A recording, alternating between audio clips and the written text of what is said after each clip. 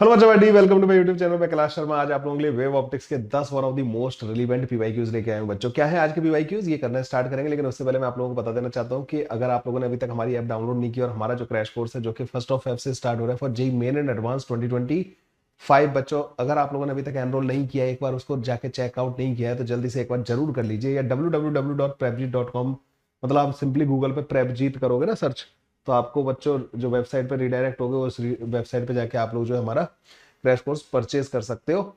और ये crash course बच्चों आप लोगों की जो है एक तरीके से 2025 की जर्नी को बहुत आसान कर देगा, क्योंकि इसी में और अभी ऑफर भी चल रहा है कि जो अभी का जो हमारा जो 4000 का जो प्राइस है बच्चों, अभी फिलहाल थोड़ा प्राइस हमने हाइक कर दिया था। हमने बोला था हमारा ऑफर 18 तारीख तक 3700 रुपीज में 4000 जो प्राइस है बच्चों, उस पर अगर आप परचेस करते हो तो आपको जेईई मेन एडवांस के लिए कोई और कोर्स खरीदने की जरूरत नहीं पड़ेगी। और भी एक नया फीचर हम ऐड करेंगे बहुत ही जल्दी इस वाले क्रैश कोर्स में, लेकिन उसके लिए क्या करना पड़ेगा, कोर्स तो आपको ज्वाइन करना पड़ेगा। एक बार क्रैश कोर्स बच्चों जाके जरूर चेक कर लो, ठीक है। ओके चलो बच्चों, आज के क्वेश्चन से स्टार्ट करते हैं। बच्चों पहला क्वेश्चन आज का हमारा ये है, in Young's double slit experiment the fringe width is 12 mm if the entire arrangement is placed in the water of the refractive index 4/3 the fringe width becomes. तो फ्रिंज विड्थ कितनी हो जाएगी बच्चों, दे आर आस्किंग दैट। क्या होता है बच्चों fringe width वगैरह का फॉर्मूला जो होता है, तो फ्रिंज विड्थ जो होती है ना, इसको बीटा से जनरली रिप्रेजेंट किया जाता है, lambda into D divided by small D के बराबर होती है बच्चों। फ्रिंज विड्थ का फॉर्मूला ये होता है। लैम्डा बच्चों एयर वाला अगर आप यूज कर रहे हो तो पहले लैम्डा लैम्डा इसमें जो जनरली होता है ना वो लैम्डा एयर वाला होता है। तो बीटा जो है बच्चों एयर में जो दे रखा है वो 12 mm के बराबर दे रखा है, which is equal to lambda in air into capital D divided by small D के बराबर आ जाएगा, ठीक है। अब आपसे बच्चों ये बोल रहे हैं कि अरेंजमेंट को वाटर के अंदर लेके चलेंगे, तो बीटा फॉर वाटर आप लोगों से इन्होंने पूछा है।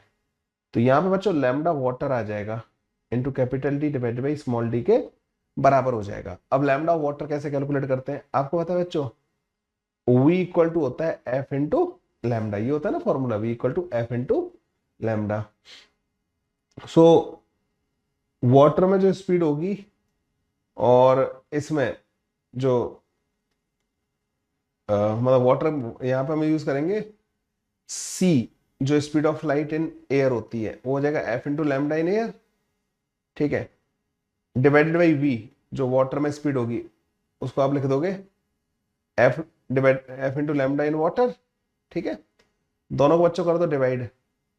जब आपने दोनों को डिवाइड किया तो ये तो आ जाएगा रिफ्रैक्टिव इंडेक्स, वाटर का रिफ्रैक्टिव इंडेक्स आ जाएगा c divide by speed in the water. ये आ जाएगा बच्चों lambda air divided by lambda in water, ठीक है। ये आ गया हमारे पास। तो लैम्डा वाटर जो होता है ना बच्चों वो lambda air divided by refractive index के बराबर होगा। तो बीटा इन वाटर जो आ जाएगा ना बच्चों वो lambda air into D divided by N into small D के बराबर आ जाएगा। मतलब जो बीटा एयर में था ना दैट डिवाइड बाई एन के बराबर आ जाएगा। तो beta in water is equal to beta in air which is 12 divided by refractive index 4/3। तो ये आ जाएगा बच्चों वाटर के अंदर जो इसका जो आएगा ना मतलब फ्रिंज विड्थ वो 9 mm के बराबर आ जाएगा। तो किसी और मीडियम में जब आप ले जाते हो ना बच्चों सेटअप को तो फ्रिंज विड्थ कम हो जाता है, ये ध्यान रखना है, ठीक है। एयर में सबसे ज्यादा होगा, फ्रिंजेस क्लोज आ जाते हैं, ठीक है। लैम्डा मतलब हमें उस मीडियम का यूज करना होता है इसके अंदर ना, फ्रिंज विड्थ के अंदर। बढ़िया कॉन्सेप्ट है, ध्यान रखना है इस चीज को ना। ये क्वेश्चन काफी एक्सपेक्टेड क्वेश्चन है कि आता रहता है, मतलब स्टैंडर्ड क्वेश्चन है। चलो बच्चों अगले क्वेश्चन पे चलते हैं। To coherent sources of light interfere, ठीक है, दो कोहेरेंट सोर्स है। Intensity ratio of the two sources 1:4, दोनों सोर्स की इंटेंसिटी 1:4 है, मतलब I1 और I2 मान लो तो 1/4 के बराबर है। For this interference pattern, value of Imax plus I minimum divided by Imax minus the I minimum is equal to 2 alpha plus का 1 divided by beta plus का 1। बच्चों तो चलिए बच्चों इस वाले क्वेश्चन को सॉल्व करना स्टार्ट करते हैं। Imax plus I minimum divided by Imax minus का I minimum पूछा है इन्होंने। ये इसका अगर उल्टा कर दिया जाए ना, Imax माइनस का I minimum divide by Imax plus का I minimum बच्चों फ्रिंज विजिबिलिटी का फॉर्मूला होता है। तो ये 1 अपॉन फ्रिंज विजिबिलिटी का फॉर्मूला है, ठीक है। ये 1 अपॉन फ्रिंज विजिबिलिटी का फॉर्मूला है, क्योंकि फ्रिंज विजिबिलिटी कई बार टर्म ऐसा है जो हम लोगों को नहीं पता होता। तो फ्रिंज विजिबिलिटी का फॉर्मूला क्या होता है बच्चों, Imax माइनस का I minimum divided by Imax plus का I minimum, इसका इनवर्स होता है, ठीक है, मतलब 1 अपॉन करके। तो ये ध्यान रखना, फ्रिंज विजिबिलिटी इस फॉर्मूले से मुझे याद आ गया। Imax जो होता है ना बच्चों वो बेसिकली रूट के अंदर I1 प्लस का रूट के अंदर I2 का होल स्क्वायर होता है ना। अगर मैं I1 को I0 मान लूं और I2 कितना हो जाएगा फिर 4I0 के बराबर, क्योंकि इन दोनों का रेशियो 1:4 के बराबर, इंटेंसिटीज का रेशियो, ठीक है। तो ये आ जाएगा बच्चों मेरे पास, यहां रखोगे तो 2I0 और I0 तो 3, तो ये 9I0 के बराबर आ जाएगा बच्चों ना मैक्सिमम इंटेंसिटी। मिनिमम कितना आएगा बच्चों, वो दोनों का डिफरेंस होता है रूट के अंदर I1 माइनस का रूट के अंदर I2 का होल स्क्वायर, ठीक है। ये होता है मिनिमम इंटेंसिटी का फॉर्मूला। तो ये बच्चों I0 के बराबर आ जाएगा। तो I मैक्स प्लस का I minimum divided by I max minus का I मिनिमम। तो इसको अगर आप पुट करोगे तो 9I0 प्लस का I0 divided by 9I0 minus का I0, 10I0 divided by 8I0। तो 5 divided by 4 will be the answer to this question. 5 divide by 4 मतलब 5 डिवाइड बाई 2, नहीं 10I0, तो 5 डिवाइड बाई 4 आ रहा है ना, 5/4। अब इससे इन्होंने बोला है 5/4 को लिखा है इन्होंने 2 अल्फा प्लस का 1 डिवाइडेड बाई बीटा प्लस का 3। तो बीटा की वैल्यू हो जाएगी 1 के बराबर, अल्फा की वैल्यू हो जाएगी बच्चों 2 के बराबर, है ना। तो अल्फा डिवाइड बाई बीटा जो आ जाएगा वो हमारे पास 2 के बराबर आ जाएगा। बी ऑप्शन बच्चों करेक्ट ऑप्शन हो जाएगा। कैसा लगा ये वाला क्वेश्चन जो है, ठीक है। और फ्रिंज विजिबिलिटी वाला फॉर्मूला मतलब इसका उल्टा, फ्रिंज विजिबिलिटी क्या आती है 1/2 के बराबर आती है ना, नहीं 1/2 नहीं, ये 5/4 आया ना तो वो 4/5 आ जाती, ठीक है। ये तो 1/2 तो अलग चीज आई है, ठीक है। अगले क्वेश्चन पे आते हैं बच्चों। An unpolarized light beam of intensity 2I0 is passed through a Polaroid P and then through another Polaroid Q, which is oriented in such a way that its passing axis makes an angle of 30 degree relative to that of P. तो इन्होंने पूछा intensity of the emergent light कितनी होगी, ठीक है। तो इसमें वो क्या बोलते हैं, मालूस लॉ लगेगा बच्चों। क्या कहता है मालूस लॉ बच्चों, मैं थोड़ा सा तुम्हें इसका ना फंडा बता देता हूँ। यहाँ पे एक पोलरॉइड हो गया, एक पोलरॉइड बच्चों यहाँ पे हो गया। पोलरॉइड की ट्रांसमिशन एक्सिस हम ऐसे रिप्रेजेंट कर रहे हैं, और दूसरे वाले की ये ट्रांसमिशन एक्सिस नहीं है, उसकी ट्रांसमिशन एक्सिस ये है एंगल पे, ठीक है। ये इसकी ट्रांसमिशन एक्सिस है, इसकी ट्रांसमिशन एक्सिस ये है। अनपोलराइज लाइट का मतलब होता है जिसमें इलेक्ट्रिक फील्ड के सारे कंपोनेंट प्रेजेंट है, मतलब ना इस तरीके का इलेक्ट्रिक फील्ड है। यहाँ पे इंटेंसिटी मान लो I0 के बराबर है। अच्छा, अनपोलराइज लाइट की इंटेंसिटी इन्होंने 2I0 बोली है, तो जब ये इससे निकलेगी ना तो लाइट ऐसे हो जाएगी और इसकी इंटेंसिटी आधी हो जाती है। अनपोलराइज जब पोलराइड से पास करते हो ना तो इंटेंसिटी आधी हो जाएगी, I0 के बराबर हो जाएगी। जब ये यहां से निकलेगी ना तो फिर वो इस वाली एक्सिस के अलोंग वाला कंपोनेंट मिलेगा तुम्हें ना, जो इसकी ट्रांसमिशन एक्सिस है ना, ये एंगल बच्चों यहाँ पे मैं 30 डिग्री के बराबर दे रखा है। तो यहाँ इंटेंसिटी, इस इंटेंसिटी का जो कि I0 का cos स्क्वायर 30 हो जाएगा। तो 3I0/4 के बराबर इंटेंसिटी हो जाएगी इमरजेंट वाले की ना, ये इमरजेंट इंटेंसिटी हो जाएगी, ठीक है। इमरजेंट वाली लाइट की इंटेंसिटी कितनी हो जाएगी 3I0/4 के बराबर। C option will be the correct option, ठीक है। ऐसे करके सॉल्व हो जाएगा। सी ऑप्शन बच्चों हमारे पास करेक्ट ऑप्शन आ जाएगा। अगला question, the two light beams having intensity I and 9I interfere to produce a fringe pattern on the screen. एक की इंटेंसिटी I, एक की 9I है, दोनों इंटरफेयर कर रही हैं बच्चों, फ्रिंज पैटर्न बन रहा है। The phase difference between the beam is π/2 at point P and pi at point Q, then the difference between the resultant intensity at P and Q क्या होगा, ठीक है। डिफरेंस बताना है आपको ना। रिजल्टेंट इंटेंसिटी का फॉर्मूला क्या होता है बच्चों, I = I1 प्लस का I2 प्लस का 2 रूट के अंदर I1 I2 cos delta phi, ये होता है। तो पहली इंटेंसिटी जो आएगी ना P पे डेल्टा फाई की वैल्यू कितनी है बच्चों, फेज डिफरेंस π/2 के बराबर है। तो I प्लस का 9I प्लस का 2 रूट के अंदर 9I का स्क्वायर cos π/2, ये आ जाएगा बच्चों हमारे पास 10I के बराबर, ठीक है। I एट Q कितना आ जाएगा बच्चों, I प्लस का 9I प्लस का 2 रूट के अंदर 9I का स्क्वायर cos पाई, तो माइनस का 1, तो माइनस का 2, माइनस का 6, तो 4I के बराबर आ जाएगा, ठीक है। तो I एट P माइनस का I एट Q जो आ जाएगा ना बच्चों, वो 6I के बराबर आ जाएगा। यही इन्होंने हमसे पूछा था, ठीक है। ये बच्चों B option will be the correct option. कैसा लगा बच्चों ये वाला क्वेश्चन जो है? ओके, अगले क्वेश्चन पे जाते हैं। Two light beam of intensities in the ratio 9:4 are allowed to interfere. The ratio of the intensity of maximum and minima will be। ठीक है, इजी क्वेश्चन है ये वाला भी। कैसे करेंगे बच्चों? आई मैक्स जो होता है वो बच्चों हमारे पास रूट के अंदर, ज्यादातर यही क्वेश्चन मिलेंगे आपको ना, देखना कुछ देखा दाखा ही मिल जाएगा आप लोगों को ना, वो ये होता है। अगर मैं यहाँ पे देखूं तो क्या आ जाएगा बच्चों इसका फॉर्मूला? रूट के अंदर 9 i0 प्लस का रूट के अंदर 4 i0 का स्क्वायर। तो आई मैक्स जो आ जाएगा ना बच्चों 3 प्लस का 2 5, 25 i0 के बराबर आ जाएगा। आई मिनिमम जो आएगा बच्चों उसका फॉर्मूला होता है रूट के अंदर i1 माइनस का रूट के अंदर i2 का होल स्क्वायर। तो 3 माइनस का 2 i0 के बराबर आ जाएगा। I max divide by I minimum जो आएगा बच्चों that comes out to be 25। ठीक है, डी ऑप्शन बच्चों हमारे पास करेक्ट ऑप्शन आ जाएगा। खत्म। कितने आराम से होते जा रहे हैं। Again interference pattern is obtained with two coherent light source of intensity 4:1. The ratio of the I max plus I minimum divided by I max minus I minimum is 5/x. Then the value of x will be equal to। Bar bar similar type के question देखने को मिल रहे हैं बच्चों। ठीक है, मैंने intensity वाले सारे एक साथ रख लिए। आई मैक्स जो आएगा बच्चों हमारे पास वो रूट के अंदर i1, तो वो 4i0 ले लेना उसको, प्लस का रूट के अंदर i2 का होल स्क्वायर आ जाएगा। ठीक है, मतलब i0, क्योंकि एक इंटेंसिटी आप 4i0 मानना, एक इंटेंसिटी आप i0 मानना। ठीक है, तो ये बन जाएगा बच्चों 9i0 के बराबर।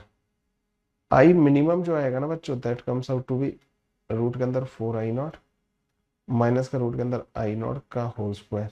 ठीक है, तो ये आ जाएगा बच्चों हमारे पास i0 के बराबर आई मैक्स प्लस का I minimum divided by I max minus का आई मिनिमम।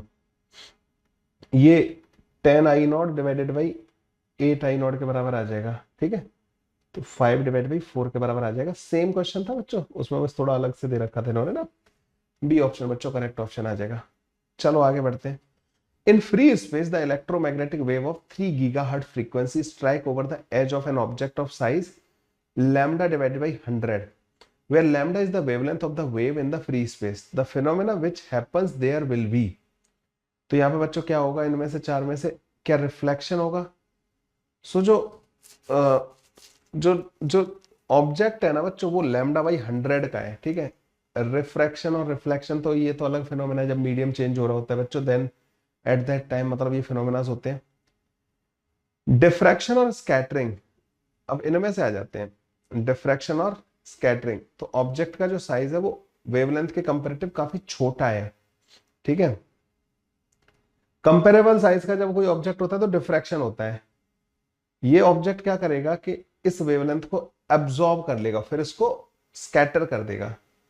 तो यहां पे बच्चों स्कैटरिंग फिनोमेना होगा। डिफ्रैक्शन के लिए कंपेरेबल होना चाहिए साइज ना, डिफ्रैक्शन के लिए लैम्डा या थोड़ा बहुत लैम्डा से ज्यादा हो ऑब्जेक्ट का साइज तो डिफ्रैक्शन कराता है।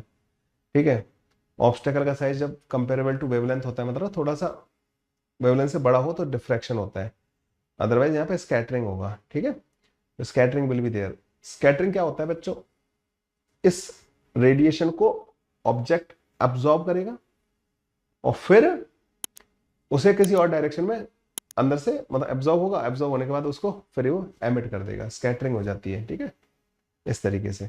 तो बच्चों मैं इसके बारे में और थोड़ा सा रिसर्च कर रहा था कि what should be the size of the obstacle.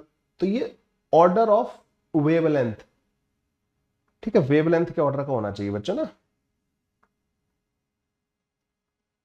Wavelength के ऑर्डर का अगर कोई ऑब्जेक्ट होगा बच्चों तो वो डिफ्रैक्शन कराएगा। अगर किसी की का साइज अगर लैम्डा बाई 10 से छोटा है तो स्कैटरिंग फिनोमेना पॉसिबल है। ठीक है, तो ये ध्यान रखना थोड़ा सा ना। लैम्डा बाई 10, लैम्डा बाई 100 तो और छोटा हो जाएगा लैम्डा बाई 10 से, तो lambda by 10, lambda by 100, lambda by 1000 के केस में स्कैटरिंग फिनोमेना होगा। ठीक है, ये ध्यान रखना है बस थोड़ा सा ना, स्कैटरिंग और डिफ्रैक्शन। और इसमें बच्चों लैम्डा के ऑर्डर का होना चाहिए, ऑर्डर ऑफ वेवलेंथ के ऑर्डर का होगा तो डिफ्रैक्शन होगा। ठीक है, तो ऐसे हो जाएगा बच्चों। थोड़ी सी वो इंफॉर्मेटिव क्वेश्चन था। अगले क्वेश्चन पे आते हैं बच्चों। In Young's double slit experiment performed using the monochromatic light of the wavelength lambda, when a glass plate mu is equal to 1.5 of thickness x lambda is introduced in the path of the one of the interfering beam, the intensity at the position where the central maxima occurred previously remain unchanged. The value of x will be. तो यहां पे होता क्या है बच्चों, तुम्हें पता होगा YDSC में ये जो है ना, यहाँ पे सेंट्रल मैक्सिमा होता है, ठीक है, सेंट्रल मैक्सिमा यहाँ पे होता है, और यहाँ पे आपने एक फिल्म लगा दी, ठीक है, डबल स्लिट एक्सपेरिमेंट में आपने एक थिकनेस की ग्लास प्लेट इंट्रोड्यूस कर दी यहाँ पे। अब लाइट यहाँ पे आ रही थी बच्चों इस तरीके से, तो ये एक सोर्स की तरह काम करेगा, ये एक सोर्स की तरह काम करेगा, लाइट जाएगी बच्चों यहाँ पे, ऐसे गई लाइट, और लाइट तो बच्चों यहाँ पे भी जाएगी ऐसे करके ना, लाइट यहाँ भी गई। अब यहाँ पे मैक्सिमा बन रहा था पहले, अभी भी मैक्सिमा ही बन रहा है, तो यहाँ पर जो पार्ट डिफरेंस आना चाहिए वो एन लैम्डा के बराबर होना चाहिए। लैम्डा कौन सा वाला, एयर वाला यूज करेंगे हम लोग ना। ओके, हम क्या करते हैं, अगर मैं इसको S1 बोल दूं, इसको S2 बोल दूं और इसको मैं O बोल दूं, तो मैं यहां से यहां तक पार्ट डिफरेंस लिखूंगा डेल्टा एक्स, तो वो ऐसे लिखा जाता है बच्चों ना, H2O माइनस का, ये तो एयर में चला है ये वाला पूरा पाथ, इसको कैसे लिखेंगे बच्चों इस वाले पाथ को, S1O माइनस का T, ये एयर का पाथ है, S1O पूरी लेंथ में से T माइनस कर दो तो एयर एयर वाला आ गया, और इस T को म्यू इंटू टी करके लिखना पड़ेगा हमें ना, ये वाला यहाँ का जो पाथ है वो म्यू इंटू टी के बराबर होगा, तो पहले हमने एयर वाला लिखा, उसमें इसका म्यू इंटू टी करके ऐड कर दिया। अच्छा, S1O और S2O तो बच्चों कैंसिल आउट हो जाएंगे दोनों एक दूसरे से, तो डेल्टा एक्स जो आएगा ना बच्चों हमारे पास यहाँ पे, वो T1 माइनस का म्यू के बराबर आ जाएगा। आप लोगों से ये नेगेटिव क्यों आ रहा है, वो मैंने नीचे वाले में से ऊपर वाले को माइनस किया इसलिए नेगेटिव आ रहा है, अगर आप ऊपर वाले में से नीचे वाले को माइनस करते ना तो ये पॉजिटिव आ जाता। तो बस तुम्हें दिमाग में रखना है कि नेगेटिव का वैसे कोई सिग्निफिकेंस नहीं है यहाँ पे ना, जब डेल्टा एक्स जो है प्लस माइनस का एन लैम्डा होता है, ठीक है, तो मैक्सिमा कर होता है यहाँ पे, तो अब इसको T1 माइनस का म्यू को एन लैम्डा के बराबर कर दो, ठीक है, तो थिकनेस पूछी है इन्होंने, टी की वैल्यू पूछी है, तो टी की वैल्यू आ जाएगी हमारे पास एन लैम्डा डिवाइडेड बाई, वो प्लस माइनस को एडजस्ट कर लूं मैं, म्यू माइनस का 1, म्यू माइनस का 1 बच्चों यहाँ पे कितना आ जाएगा, म्यू माइनस का 1/2 के बराबर, तो 2n लैम्डा के बराबर आ जाएगा। तो 2n मतलब ना इवन नंबर पॉसिबल है, तो यहाँ पे 1.5 दे रखा है, 0.5 दे रखा है, ये 2 वाला ये पॉसिबल है बच्चों ना, और ये नंबर पॉसिबल नहीं है, ठीक है, क्योंकि 0.5 नहीं हो सकता ना 2n का वैल्यू, है ना, n एक इंटीजर होता है, तो n की वैल्यू या तो 0 ले सकते हैं या हम 1 ले सकते हैं, तो 2 आ जाएगा, 4 आ जाता, अगर 4 होता तो 4 दिया ही नहीं इन्होंने, ठीक है, तो ये हमारा बी ऑप्शन बच्चों करेक्ट ऑप्शन आ जाएगा। अगला क्वेश्चन है बच्चों, using Young's double slit experiment a monochromatic light of wavelength 5000 angstrom produces fringe width 0.5 mm, ठीक है, मोनोक्रोमेटिक लाइट यूज कर रहे थे आप यंग्स डबल स्लिट एक्सपेरिमेंट में, और फ्रिंज विड्थ आ गई। If another monochromatic light of the wavelength 6000 angstrom is used and the separation between the slit is double, अच्छा सेपरेशन बढ़ा दिया, then the new fringe width will be. तो fringe width का question है, वैसे तो मेरा टारगेट था कि वो डिफरेंट दो बाइक्रोमेटिक रेडिएशन आता है उनका एक मैक्सिमम मिनिमम कहाँ पे मिलते हैं वो सारा था, लेकिन ठीक है इसमें कोई जरूरत नहीं है हमें उतना सब जाने की। तो बीटा 1 जो है ना बच्चों, वो lambda 1 into D divided by small D के बराबर होगा, और इसकी वैल्यू हमें दे रखी है बच्चों, लैम्डा 1 की वैल्यू दे रखी है हमें और बीटा की वैल्यू दे रखी है, तो 0.5 mm divided by 5 into 10⁻⁻7 metre, ये आ जाएगा capital D divided by small D का वैल्यू, ठीक है, ये तो कैपिटल डी और स्मॉल डी का वैल्यू आया। Beta 2 lambda 2 into capital D divided by small D, तो बीटा 2 हमें फ्रिंज विड्थ पूछी है, तो लैम्डा 2 कितना है 6000, 6 into 10⁻⁻7 that into 0.5 mm divided by 5 into 10⁻⁻7, तो बीटा 2 बच्चों जो आएगा ना हमारे पास वो 0.6 mm के बराबर आ जाएगा, ठीक है, C option will be the correct option, ठीक है, सी। एक मिनट, डी ऑप्शन कैसे, अच्छा एक चीज और कर दी थी इन्होंने ना, ये गलती कर दी मैंने ना इसमें, देखो जरा सी गलती पे खत्म हो गया question, separation between the slit is double, अब यहाँ पे 2D कर दिया है सेपरेशन को ना, यहाँ पे 2 और आएगा, एक यहाँ पे 2 आएगा, तो बीटा 2 देखो थोड़ी ये होती है सिली मिस्टेक, ये सिली मिस्टेक होती है बच्चों ना, जरा सा ध्यान मेरा अलग चल रहा था दिमाग, 2 मिनट में गलती हो गई।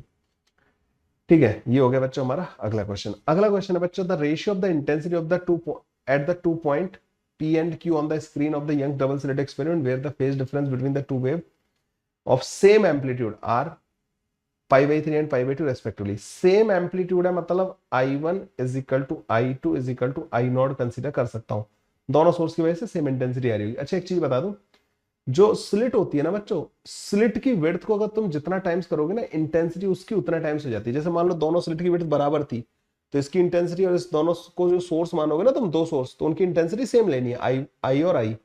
लेकिन एक की विड्थ डबल कर दी, एक की तुमने उतनी रहने दी, इससे 2i इंटेंसिटी मानोगे और इस वाले से i मानोगे। ठीक है, स्लिट की विड्थ, स्लिट्स के बीच का गैप नहीं, स्मॉल डी की बात नहीं कर रहा हूं, स्लिट की विड्थ, जो स्लिट होती है ना उसकी विड्थ, मतलब ना जो ओपनिंग है उसका साइज जितना टाइम्स करोगे ना, इंटेंसिटी उस वाले ओपनिंग में से उतनी टाइम्स माननी है, ये ध्यान रखना।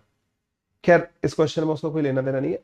आई एट पी जो होगा ना बच्चों, पी वाले पॉइंट पे जो इंटेंसिटी होगा वो आई नॉट प्लस का 2 के अंदर आई नॉट कॉस डेल्टा फाई, मतलब π/3, तो ये आ जाएगा बच्चों 3I0 के बराबर। ओके, आई एट क्यू जो आएगा ना बच्चों, I0 प्लस का 2 के अंदर I0 कॉस π/2, ये बच्चों हमारे पास 2I0 के बराबर आ जाएगा। तो I at P divided by I at Q is equal to 3/2 will be the answer to this question। ठीक है, 3/2 will be the answer। तो इस तरीके से बच्चों ये थे हमारे 10 क्वेश्चंस। बहुत मैंने ऐसे रखे हैं जो जिस तरीके का पैटर्न मतलब आजकल पूछा जा रहा है पेपर में ना, वैसे क्वेश्चन रखे हैं। उम्मीद करता हूँ बड़े आराम से तुम्हें समझ में आ गए होंगे। मिलते हैं बच्चों नेक्स्ट वीडियो में ऐसे और 10 अमेजिंग क्वेश्चंस के साथ। ठीक है।